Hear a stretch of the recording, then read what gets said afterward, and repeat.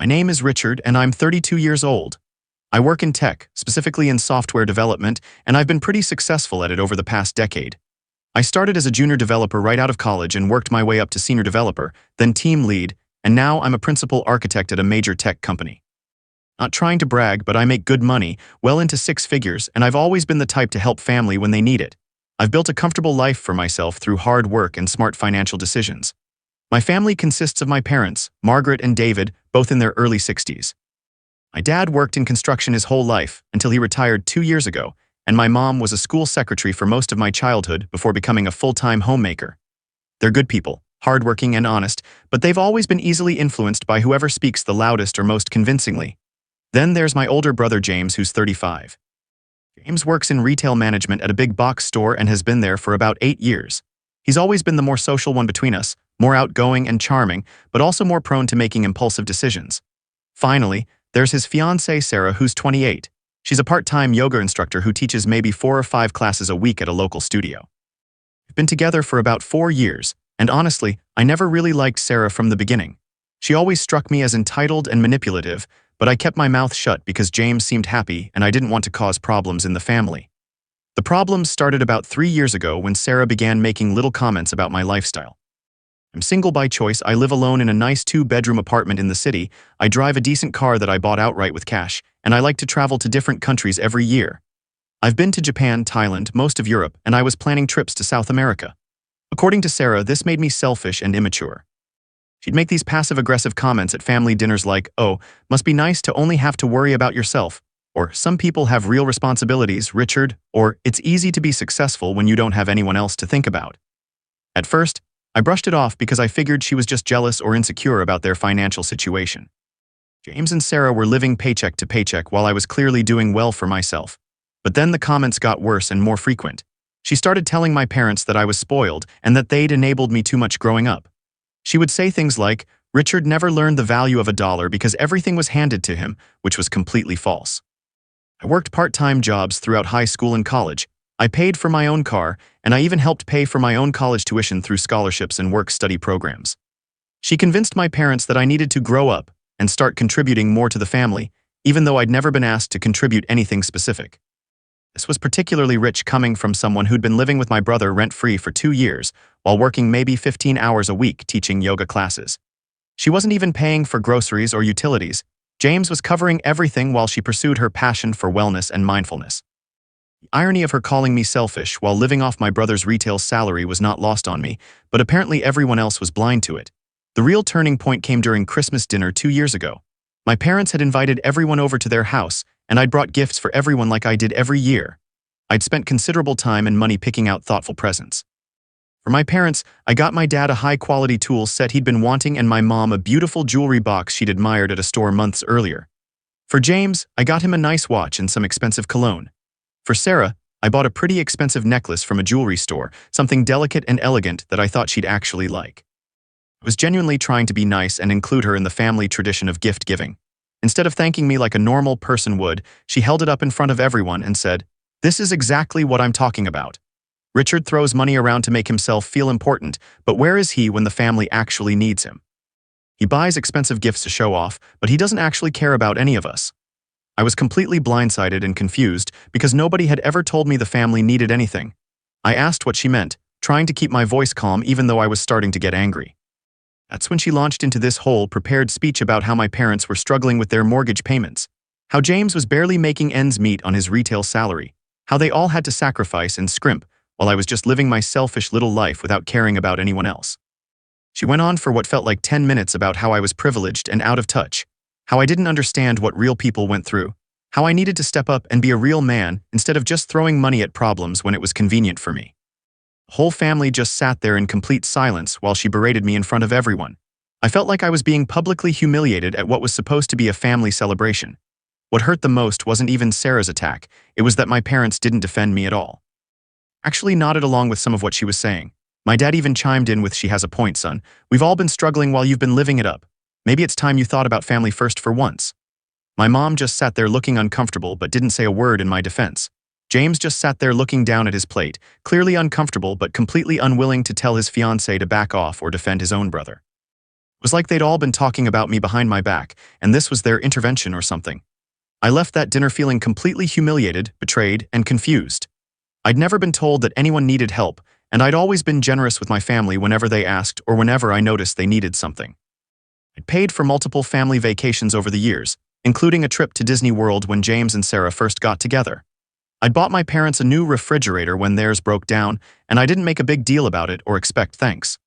I'd helped James with his car payments the year before when he was having trouble making ends meet, giving him money without expecting it back. I'd paid for dinners out constantly, I'd covered groceries when I visited, I'd even paid for my mom's dental work when her insurance didn't cover it. But apparently none of that mattered to any of them. According to Sarah, and now apparently my whole family, I was selfish and needed to do more.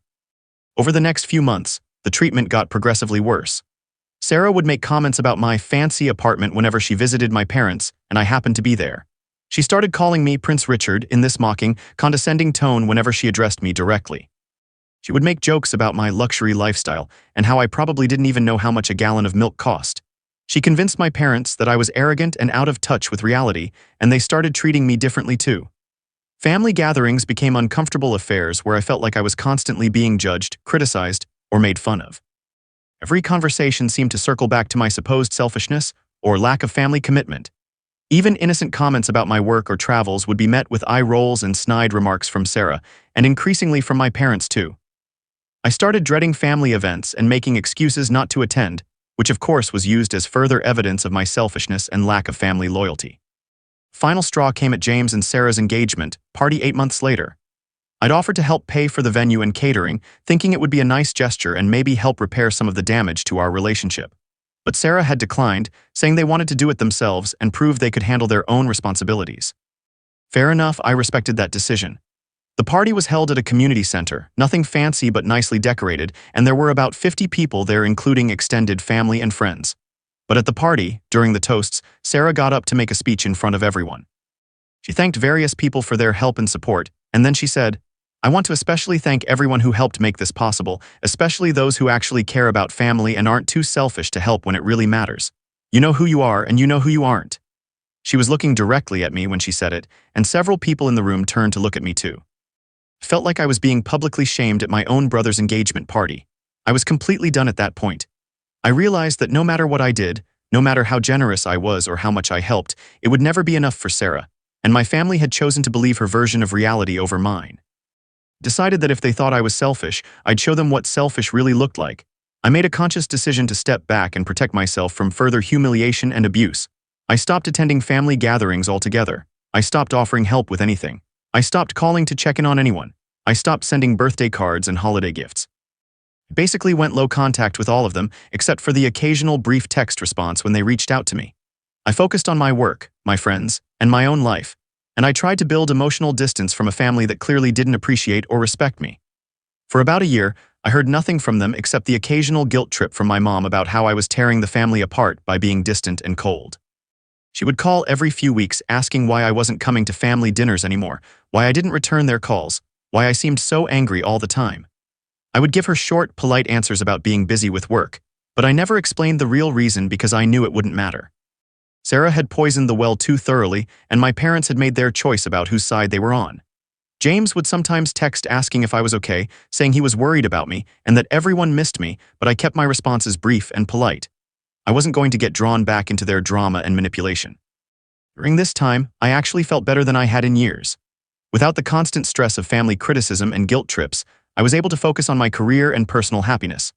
I got promoted at work, I traveled more, I started dating someone seriously for the first time in a while, and I built stronger friendships with people who actually respected and appreciated me. Then about 6 months ago, everything changed dramatically. James called me on a Tuesday evening, and for the first time in years, he sounded desperate and panicked. His voice was shaking, and I could tell he'd been crying. He told me that he and Sarah were in serious financial trouble, worse than anything they'd ever faced before. Apparently, Sarah had convinced him to quit his retail management job, which was actually paying decent money with benefits, and invest their entire savings into opening a yoga studio.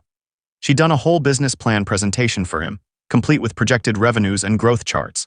She'd promised him that the studio would be profitable within 6 months, and that they'd be making twice as much money as his retail job within a year. She painted this picture of them being successful small business owners, being their own bosses, building something meaningful together. But it had been a complete disaster from the very beginning. They'd rented an expensive space in what Sarah thought was a trendy part of town, but it turned out there wasn't much foot traffic and parking was terrible. Sarah had no real business experience and had wildly overestimated how many students she could attract. She'd also underestimated all the costs involved in running a business, from insurance to utilities to marketing to equipment. Within 3 months, it was clear that the studio was failing badly. They weren't even covering their monthly rent, let alone making a profit. They'd burned through their savings, maxed out their credit cards, and were now facing bankruptcy. They'd lost almost all their money, they were 3 months behind on their apartment rent, and they were about to be evicted. James had been frantically applying for jobs, but he'd been out of work for almost a year and employers were asking questions about the gap in his resume. But here's the part that really got to me. They'd also convinced my parents to co-sign on a business loan for the yoga studio equipment and initial setup costs. My parents, who had never co-signed for anything in their lives and were naturally cautious with money, had somehow been persuaded to put their house up as collateral for a $30,000 loan. Sarah had apparently given them the same pitch she'd given James, with all the projected profits and success stories. When the business failed, and James and Sarah couldn't make the loan payments, my parents were suddenly on the hook for the entire amount. The bank was demanding payment, and my parents were scrambling to figure out how to cover it. My dad had to take a huge chunk of money out of his retirement account to make the payments, money they'd been counting on for their golden years. They were now struggling to make their own mortgage payments, and were talking about having to sell the house they'd lived in for 25 years. James was calling to ask if I could help them out, not just with a small loan but with serious money. They needed about $50,000 to get back on their feet. He was crying on the phone, telling me how sorry he was for how they'd treated me and begging me to help save the family. I listened to everything he had to say, and then I asked him one simple question. Where's Sarah in all this? Is she asking for my help too? There was a long pause, and then James admitted that Sarah didn't want him to call me. She was still convinced that I should help family without being asked, and she thought it was humiliating to have to beg me for money. She'd apparently told James that if I was a real man and a real brother, I'd have already offered to help when I heard about their problems. I almost laughed. Here they were, facing financial ruin because of Sarah's terrible business decisions, and she was still too proud to ask for my help. She still thought I owed them something, so I told James no. I told him that I'd learned over the past few years that I was selfish and that I only cared about myself, so I was going to stick with that. I said that Sarah had made it very clear that my money wasn't welcome in their lives, so I was respecting her wishes. James begged and pleaded. He said Sarah was just proud and scared and that she'd come around if I helped them. He promised that things would be different, that Sarah would apologize, that the family would appreciate me more. But I'd heard all this before and I wasn't buying it.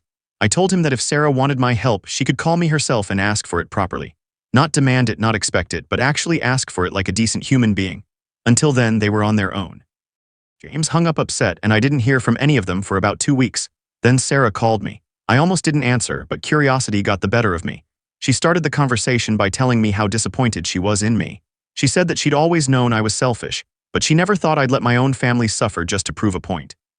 She said my parents were stressed and upset, that James was falling apart, and that it was all my fault for being petty and vindictive.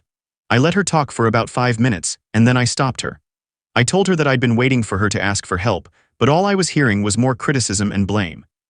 I said that if she wanted my money, she needed to ask for it properly, and she needed to apologize for the years of disrespect and humiliation.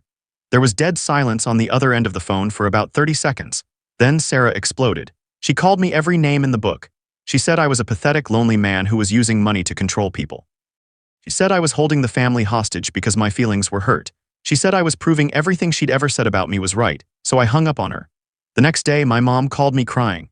She begged me to help them, saying that they were going to lose their house if they couldn't make the loan payments. She said she was sorry for not defending me before and that she realized they'd treated me badly. She said that didn't matter now because the family was falling apart. I felt terrible hearing my mom cry, but I also knew that this was the consequence of years of taking Sarah's side against me.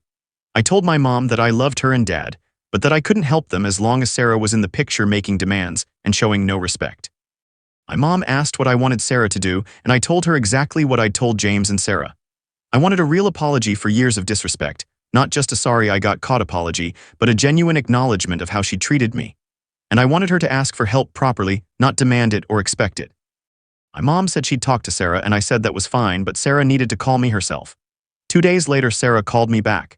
This time, her tone was completely different. She was quiet and subdued, and she actually started the conversation by saying she was sorry. She said she'd been thinking about how she'd treated me over the years, and she realized she'd been unfair and cruel.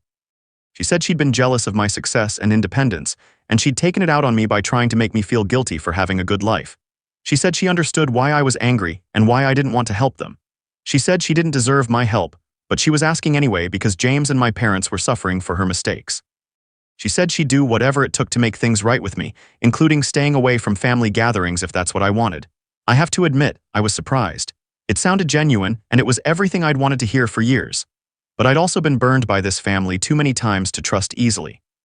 I told Sarah that I appreciated the apology, but I needed to see some changes before I'd consider helping. I said that if she was serious about making things right, she needed to publicly acknowledge to the whole family that she'd been wrong about me and that she'd been the one driving the wedge between us. Sarah agreed immediately. She said she'd already talked to my parents and James, and she'd told them all the same thing she'd told me. She said she was ready to do whatever it took to fix things. Over the next week, I had separate conversations with my parents and James.